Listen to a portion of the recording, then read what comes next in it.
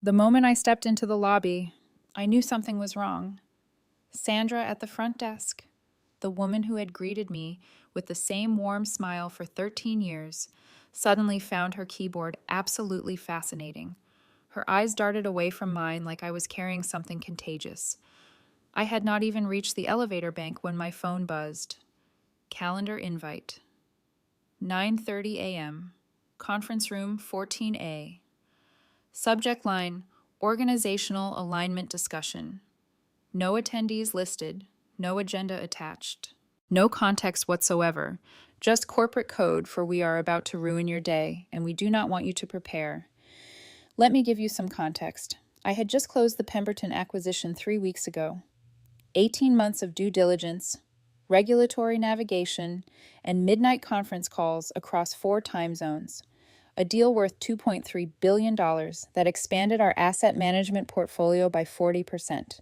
The board had sent champagne to my office. The CEO had mentioned my name in the quarterly earnings call. Forbes had quoted me in an article about women reshaping private equity. But now I am being summoned to a mystery meeting like a first-year analyst who miscalculated a DCF model. When you have spent 16 years in investment banking, you learn to read rooms before you enter them. The nervous energy in the hallways, the way people cluster in small groups and stop talking when you approach, the sudden interest everyone has in their phones. My instincts were screaming. I passed Michael's office on the way to the elevator. He was the head of compliance, someone I had worked with on dozens of transactions. He looked up, saw me, and immediately found something urgent on his computer screen. Would not even nod. That is when I knew this was not an alignment discussion. This was an execution. I made a detour to my corner office on the 32nd floor. The Manhattan skyline stretched beyond my windows, all glass and steel and morning sunlight. I had earned this view. Every late night, every impossible deadline, every client dinner that ran past midnight. I unlocked my credenza and pulled out a leather portfolio. Inside were 12 pages that I had hoped I would never need. My employment agreement, annotated and tabbed, with one section highlighted in yellow, Clause 7B, Paragraph 4. I read it once, read it again. Ran my finger across the signatures at the bottom. Mine, the CEO's, the chairman of the boards, all dated 18 months ago, right after I threatened to leave for Goldman. They had been so desperate to keep me, they would have signed anything. And they did. I closed the portfolio, straightened my Hermes scarf, and walked toward conference room 14A, the walk of someone who knows exactly what is coming and exactly what it is going to cost them. Let me tell you who I am. My name is Catherine Aldridge. My official title is Managing Director of Strategic Acquisitions at Hartwell Pierce Capital. That sounds glamorous until you realize it means I am the one who gets called at 2 a.m. when a deal is falling apart. The one who flies to Singapore on 6 hours' notice because a client is getting cold feet. The one who holds together transactions worth billions with nothing but spreadsheets, coffee, and sheer force of will. For 16 years, I have been the engine that drives this firm's growth. I sourced the Meridian Energy deal that doubled our infrastructure portfolio. I structured the Axiom Healthcare acquisition that the Wall Street Journal called the most sophisticated healthcare roll-up of the decade. I built relationships with sovereign wealth funds that took competitors years to even get meetings with. My Rolodex alone is worth more than most firms' entire client lists. And I do not mean the digital kind. I mean the actual leather-bound contact book I keep in my desk. Handwritten notes from 15 years of dinners, conferences, and late-night negotiations. Personal details that no CRM system could ever capture. The 32nd floor smells like Italian leather and old money. Mahogany panels line the walls. Original artwork from the firm's private collection hangs in alcoves lit by museum-quality spotlights.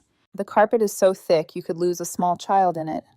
This is where the real decisions get made, not in the trading floors below, where analysts stare at Bloomberg terminals and pretend they understand what they are looking at. Up here, in rooms with no windows and no names on the doors. But I know every room, every hidden conference space, every private dining area where deals get done over $1,000 bottles of wine, because I built half of them Not literally, but I sourced the clients who paid for them. Every piece of art on these walls represents a transaction I closed, a relationship I cultivated, a competitor I outmaneuvered. There is something else I know, something that only 3 people in this building understand. 18 months ago, when I was being recruited by 3 different firms, I did not just negotiate a higher salary, I negotiated protection. Clause 7B of my employment agreement establishes what is called an acquisition origination right. Every major deal I source, every client relationship I bring to the firm, creates a contractual entitlement. If they terminate me without cause within 24 months of any deal closing, I am entitled to the full carry on that transaction, plus accelerated vesting of all outstanding equity, plus a multiplier on my base compensation. The Pemberton acquisition closed 19 days ago, which means firing me right now does not save them my bonus.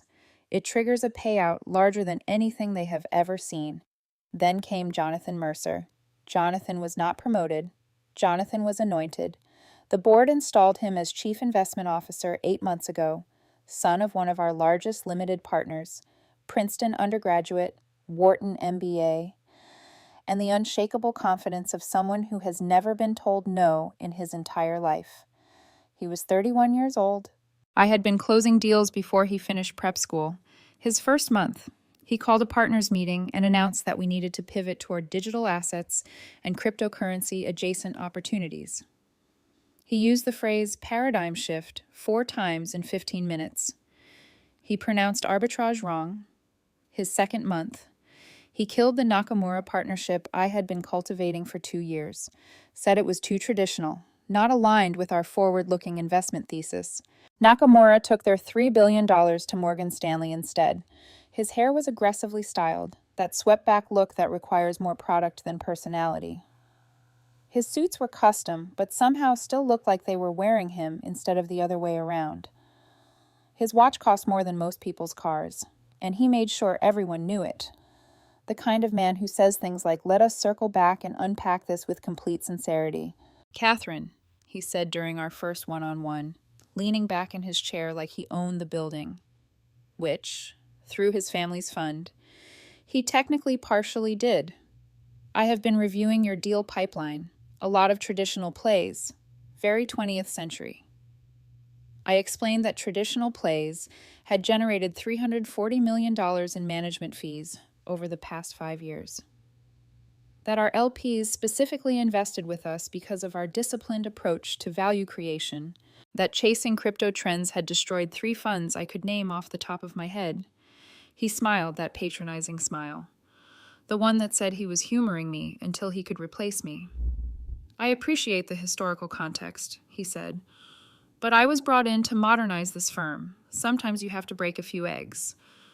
What Jonathan did not understand was that I was not an egg. I was the hen that laid the golden ones.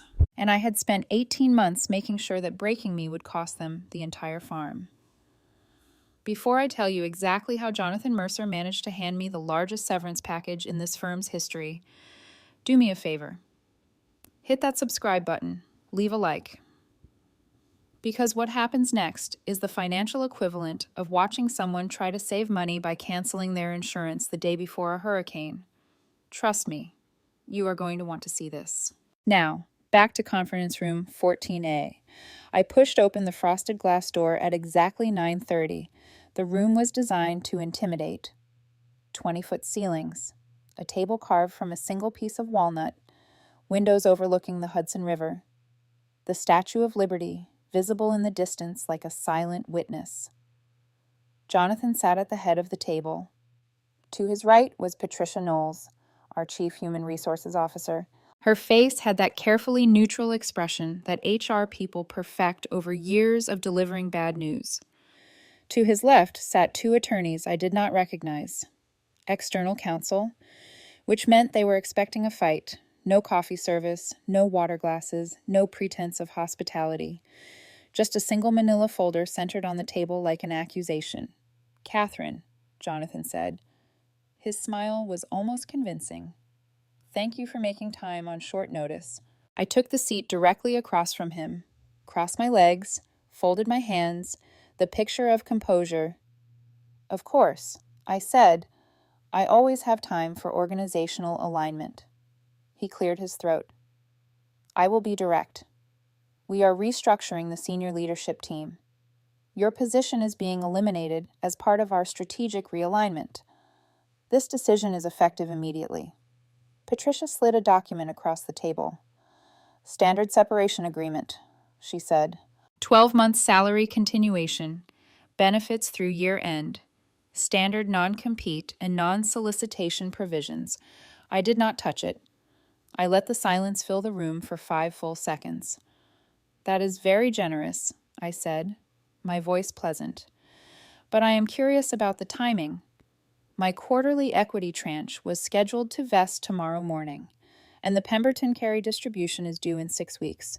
Jonathan's jaw tightened. Those are separate matters. We can discuss them with your attorney. Actually, I said, reaching into my bag and placing my leather portfolio on the table, I think we should discuss them now. I opened to the tabbed section and turned the document to face him. Clause 7b, Acquisition Origination Rights. You will see that any termination without documented cause occurring within 24 months of a qualifying transaction triggers immediate acceleration of all associated carry, plus vesting of outstanding equity at the higher of grant price or current NAV, plus a retention penalty calculated at 2.1 times my annual base. Jonathan stared at the page. The attorneys leaned forward. Patricia's neutral expression cracked just slightly. The Pemberton deal closed 19 days ago, I continued. That is a qualifying transaction under paragraph 4, which means you are not eliminating my bonus. You are multiplying it. Jonathan's face went through several colors. That clause was negotiated under the previous CIO, he said.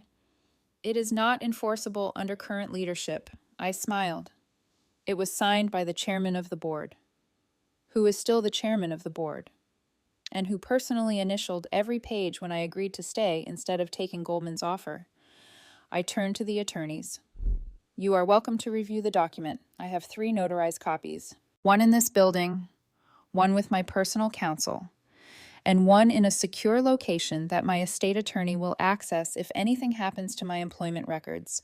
The room had gone very quiet. I stood slowly, smoothed my skirt, adjusted my scarf. I will give you until end of business to have your legal team review the implications. But I should mention that I have already spoken with Robert Chen at Meridian Energy and Amanda Whitfield at Pemberton. They were both very interested to hear about the leadership changes. Jonathan found his voice. Is that a threat? I looked at him directly. It is a statement of fact. My client relationships are personal. They invest in this firm because of me. When I leave, they will have questions. How you answer those questions is entirely up to you. I walked toward the door, then paused. One more thing. You might want to check the LP agreement for the Pemberton Fund. There is a key person provision that triggers a 90-day redemption window if certain executives depart. I am certain you read that before you scheduled this meeting. I did not wait for a response. I walked out of conference room 14A like I was heading to a client lunch. Behind me, I heard Jonathan's voice, higher than before. Get Morrison on the phone, now. But what Jonathan did not understand, what no one in that room understood, was that firing me was not the end of their problems. It was the beginning. You see, 16 years earlier, I had walked into this firm as a 28-year-old associate with a Harvard MBA and something to prove. I had built my career one relationship at a time, every client dinner, every late-night call, every personal favor. In investment banking, relationships are everything. The deals do not come to the firm. They come to the person. And for the past decade, they had been coming to me. The key person provision I mentioned was not a bluff. I had negotiated it into the Pemberton Fund documents myself, along with similar provisions in Meridian Energy and Axiom Healthcare, and 7 other funds representing approximately $4.2 billion in committed capital. If I left, the LPs had the right to demand their money back. Not all of it, necessarily, but enough to create a liquidity crisis that would make 2008 look like a minor inconvenience. I had never intended to use it as leverage. I had negotiated those provisions to protect myself, to ensure that the firm would always have an incentive to treat me fairly. But Jonathan had just changed the calculation. It took approximately 3 hours for the first domino to fall. At 12:45 p.m., Robert Chen's assistant called Patricia in HR. Mr. Chen had heard about some leadership transitions at Hartwell Pierce. He wanted to schedule a call with the chairman, today, if possible. His tone, according to Patricia's assistant, was polite but unmistakably concerned. Robert Chen was not the kind of investor who made concerned calls. He was the kind who moved $200 million with a single phone conversation. When Robert Chen called, people answered. By 1:30 p.m., the ripples had started spreading. David Kim from the Singapore office forwarded an email chain to the New York team. 3 Asian investors had reached out within the same hour, all asking variations of the same question. What is happening with Catherine Aldridge? The firm's investor relations team went into crisis mode. They drafted talking points. They rehearsed responses. They did everything except answer the fundamental question that everyone was asking. By 2 p.m., 2 more calls had come in. Amanda Whitfield from Pemberton. She was the CEO of the company we had just acquired, the company that represented the firm's largest transaction in 5 years. Her tone was not polite. Her tone was sharp. Hideki Tanaka from the Osaka Pension Fund called 20 minutes later. His English was formal and precise. He asked specifically about the key person provisions. He asked whether his fund's counsel should be reviewing the documentation. He asked questions that suggested he already knew the answers. I know this because Patricia's assistant was a woman named Michelle, a woman I had mentored for 3 years. Helped her navigate a difficult divorce, recommended her for a promotion she had not expected. Small kindnesses that I had never thought to record or leverage, until now. Michelle kept me informed with discreet text messages throughout the afternoon, each one a small window into the chaos I had left behind. Jonathan is pacing. Has not sat down in an hour. Chairman just arrived. Walked past Jonathan without speaking. Looks furious. Legal team has been in the conference room for 2 hours. Door closed. Raised voices. Patricia just asked me to pull your complete HR file. Everything. I smiled at that last one. My HR file was immaculate. 16 years of performance reviews. 16 years of exceeding targets. Not a single complaint. Not a single warning. Not a single documented concern. Just excellence. Year after year. Meticulously recorded. Let them look. Let them search for something to justify what they had done. They would not find it. I was sitting in a quiet restaurant in Tribeca, the kind of place with no prices on the menu and a 6-week waiting list. White tablecloths and fresh flowers, and waiters who remembered your preferences from visits months ago. I knew the owner, a woman named Elena who had fled the Soviet Union with nothing and built an empire of hospitality. She had seated me at my usual table by the window, brought me a glass of champagne without being asked. I ordered the tasting menu and a glass of Montrachet. Watched the city move past the window. All those people rushing to meetings, to lunches, to crises of their own making. Let my phone buzz unanswered. The champagne was perfect. The sunshine was warm. And somewhere across the river, Jonathan Mercer was learning the first of many lessons about the cost of arrogance. By 4 p.m., the situation had metastasized. Reuters published a brief item about senior leadership changes at Hartwell Pierce Capital. The article was only 4 paragraphs, but it mentioned my name, and it noted that I had been the lead partner on several recent high-profile transactions, and it quoted an anonymous source describing my departure as unexpected and disruptive. The financial press moves fast. By 4:30, Bloomberg had picked up the story. By 5:00, it was trending on FinTwit. By 5:30, the firm's communications team had issued 3 separate statements, each one more defensive than the last. Within an hour of the Reuters piece, 3 more LP representatives had called. Not assistants. Principals. People who managed billions and expected answers. The firm's investor relations team was overwhelmed. They had prepared for a quiet transition. They had gotten a public relations crisis. Jonathan had scheduled an emergency conference call for 6 p.m. to reassure our limited partners that everything was fine, that the transition would be smooth, that my departure was mutual and amicable. He had not consulted me about the messaging, which was a mistake. Michelle texted me at 5:15. They are setting up conference room B for the LP call. Jonathan is reviewing talking points. He looks green. I texted back a simple thumbs up. Then I ordered another glass of wine. At 5:47 p.m., I sent a single email to my entire client list. 342 names I had cultivated over 16 years. CEOs and CFOs and chief investment officers, pension fund managers, and sovereign wealth advisors, people who had trusted me with their capital and their confidence. Dear friends and colleagues, I wanted you to hear directly from me that I have decided to pursue new opportunities outside of Hartwell Pierce Capital. I am grateful for the relationships we have built over the years and look forward to staying in touch. Please do not hesitate to reach out if you have any questions or concerns. Warmly, Catherine. I did not mention the termination.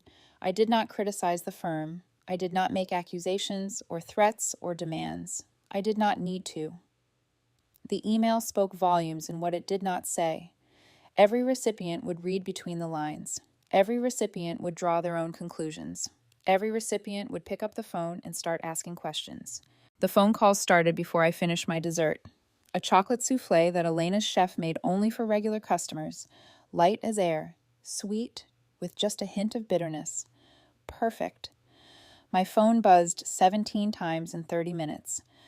I did not answer any of them. Let them wonder. Let them worry. Let them experience just a fraction of the uncertainty I had felt that morning in conference room 14A. By 9 p.m., Jonathan Mercer was facing a full-scale investor revolt. 4 limited partners had formally requested information about the key person provisions. Their lawyers had already drafted the letters, formal, legal, unmistakable in their implications. 2 had already contacted outside counsel about potential redemption rights, not because they wanted to pull their money, but because they wanted the firm to know they could leverage, the language of power that Jonathan had never learned to speak.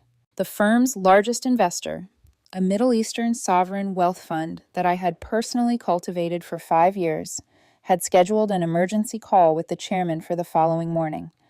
Their chief investment officer had sent a single-line email. We have concerns. Please advise. 6 words that probably cost Jonathan his career. Jonathan's 6 p.m. conference call had been a disaster. Michelle sent me a play-by-play. He stumbled over the first question. Actually stumbled. Long pause. Everyone noticed. Someone asked about the Pemberton key person clause. He did not know what it was. The Singapore team had to be muted because they were laughing. Chairman took over at minute 42. Jonathan has not spoken since. He had tried to minimize my departure, called it a mutual decision, said the firm's investment strategy would continue unchanged, said all the things you are supposed to say when you are desperately trying to control a narrative that has already escaped. But he could not answer the one question everyone kept asking. Who is going to manage the client relationships? Because the answer was no one. Those relationships were mine. I had built them. I had nurtured them. I had protected them. And I had made certain that everyone knew it, not through arrogance, not through self-promotion, through 16 years of showing up, remembering birthdays, remembering children's names, flying to Tokyo for a 2-hour meeting because the relationship mattered, calling at midnight because a client needed advice. You cannot transfer that. You cannot restructure it. You cannot replace it with a press release and talking points. Jonathan had thought he was eliminating a line item on a budget. He was actually detonating the foundation of the building he was standing in. The following morning, I received a call from Margaret Morrison, senior partner, 30-year veteran of the firm, the closest thing we had to a gray eminence. She had been notably absent from conference room 14A. Catherine, she said, we need to talk.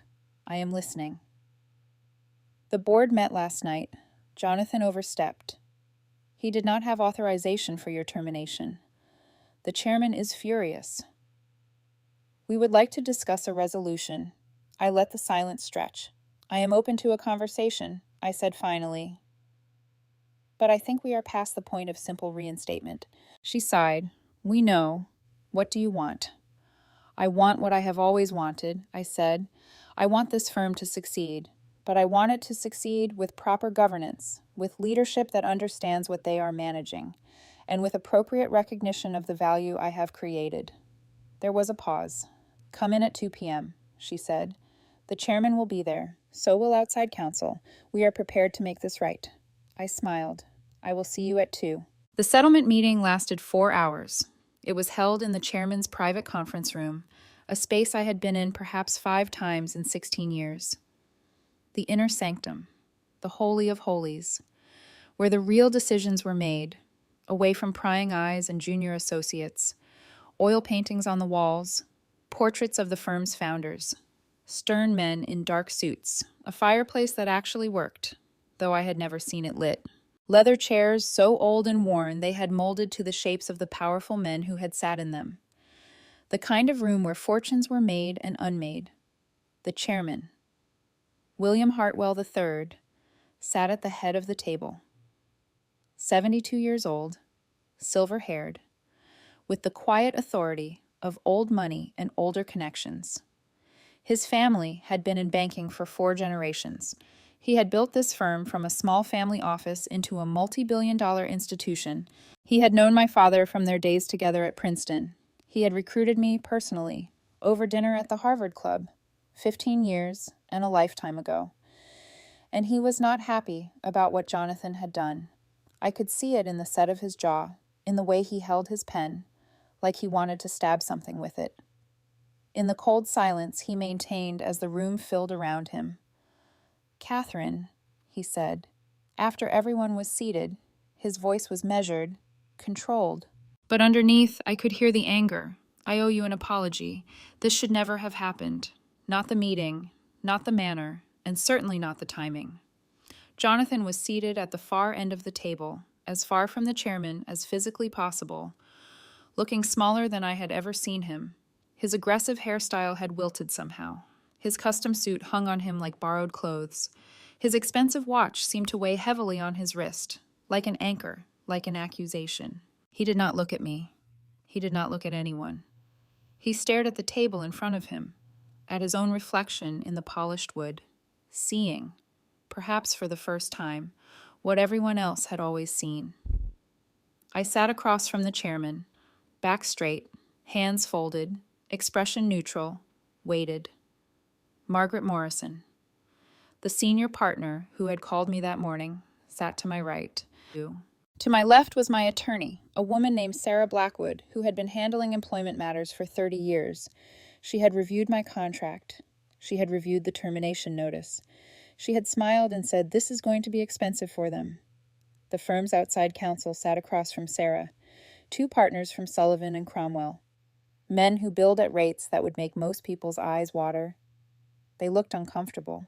They knew they were here to negotiate a surrender, not a victory. Margaret presented the settlement offer. She spoke in the flat, precise language of legal documents, but even through the jargon, the numbers were staggering. Full acceleration of all outstanding equity, approximately $3.2 million, vested immediately. Complete carry entitlements from Pemberton and all qualifying transactions under Clause 7B, an additional $4.8 million, 18 months of base salary continuation, another $2.7 million, a consulting agreement at my full rate for any transition assistance, billed hourly, minimum guaranteed, and a written acknowledgement that my termination had been unauthorized, procedurally improper, and rescinded effective immediately. The total package came to just over $8.6 million, more than Jonathan's entire compensation for the next 3 years, more than most people earn in a lifetime. The room was silent as Margaret finished reading. The Sullivan and Cromwell attorneys did not object. They did not negotiate. They simply waited. There was one more item. Margaret slid another document across the table. Her voice softened just slightly. Jonathan will be transitioning to a new role, she said. Advisory capacity. No direct reports, no investment authority. Effective immediately. The press release will describe it as a mutual decision to pursue strategic initiatives. But between us, he is done. I looked at Jonathan. He still would not meet my eyes. His jaw was clenched so tight I could see the muscles twitching. I thought about saying something cutting, something that would make him understand exactly how badly he had miscalculated, something about paradigm shifts and breaking eggs and the 20th century. But I did not need to. The numbers spoke for themselves. The documents spoke for themselves. His exile to the advisory wilderness spoke for itself. Some victories do not need words. I signed the agreement at 6:17 p.m. Sarah Blackwood witnessed. The Sullivan and Cromwell partners countersigned. The chairman added his signature last, his pen moving with the weight of institutional regret. Shook hands with the chairman. His grip was firm. His eyes were tired. Thank you. Catherine, he said quietly. For everything.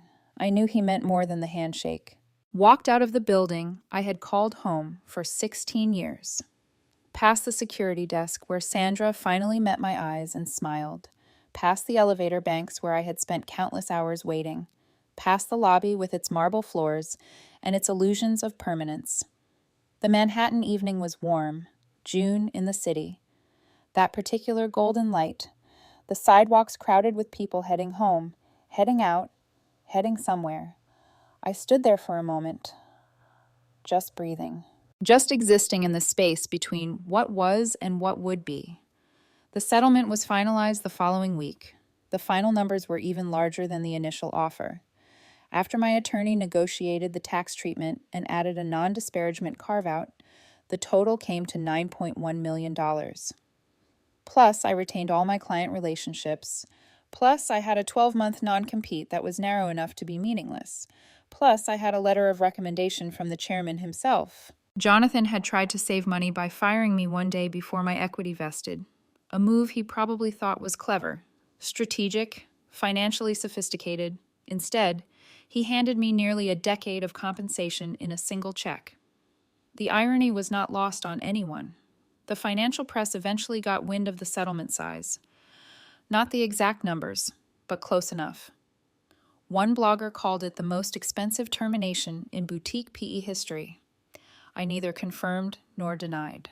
2 weeks after my departure, 3 limited partners exercised their redemption rights. Approximately $680 million in committed capital walked out the door.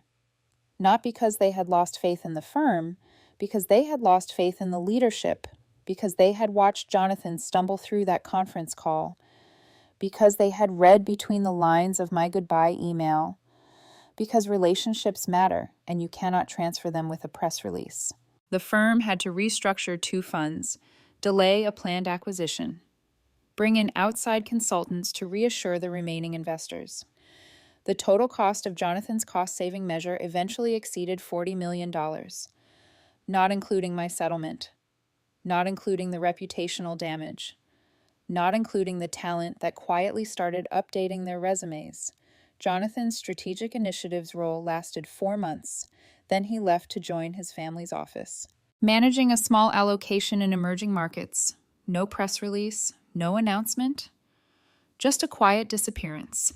The kind of exit that people pretend not to notice, the kind that everyone notices anyway. I heard he tried to get into another PE firm 6 months later. The interview went well until they called the chairman for a reference. I do not know what William Hartwell III said, but Jonathan did not get the job, or the next one, or the one after that.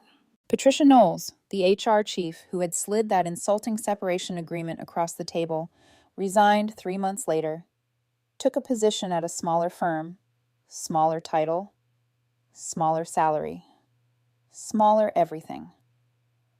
I heard she negotiated her own exit package very carefully, read every clause, questioned every term, learned from the best. I suppose The firm survived. They always do. These old institutions.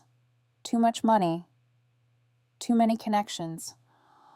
Too much inertia. But something had shifted. The invincibility was gone. The assumption that talent would always stay, that relationships would always hold, that the name on the door was enough, that you could treat people as line items and expect them to behave like assets. I took 2 months off, the first real vacation I had taken in a decade, traveled to places I had been promising myself for years, the Amalfi Coast in early summer, lemon groves and blue water, the temples of Kyoto at dawn, silence and moss and ancient stone, a small vineyard in Argentina that a client had once recommended, red wine under stars that seemed closer than any boardroom ceiling. Then I started getting calls, not recruiters, principals, people I had worked with for years, who trusted me, who wanted me on their team. 6 months after my termination, I joined Blackstone as a senior managing director, a corner office with a view of Central Park, a client list that followed me like a loyal army, equity in deals I had sourced myself. The chairman of Hartwell Pierce sent me a congratulatory note, handwritten, on his personal stationery. A small gesture, but I appreciated it. On my last day at the old firm, I had stopped by my office one final time. The view was the same. Manhattan stretching toward the horizon, the Hudson River catching the afternoon light. I thought about all the nights I had spent in that room, the deals that had closed, the relationships that had formed, the career I had built one handshake at a time. Then I picked up my leather portfolio, the one with clause 7B still tabbed and highlighted, slipped it into my bag like an old friend. I walked to the elevator, pressed the button for the lobby, watched the numbers count down. 32 floors of my life, descending into the past. The doors opened onto a future I had not planned for, but one I had prepared for, without even knowing it. I stepped out onto the street, felt the city moving around me, all those people rushing somewhere, all those deals being made.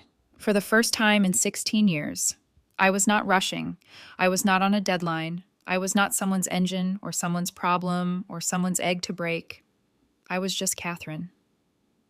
Standing on a sidewalk in Manhattan, with more money than I had ever expected and more freedom than I had ever known, I hailed a cab, gave the driver an address in Brooklyn, a restaurant my mother used to take me to when I was young, before Harvard, before Hartwell Pierce, before any of it. The city blurred past the window, bridges and buildings and billboards, all that ambition, all that striving.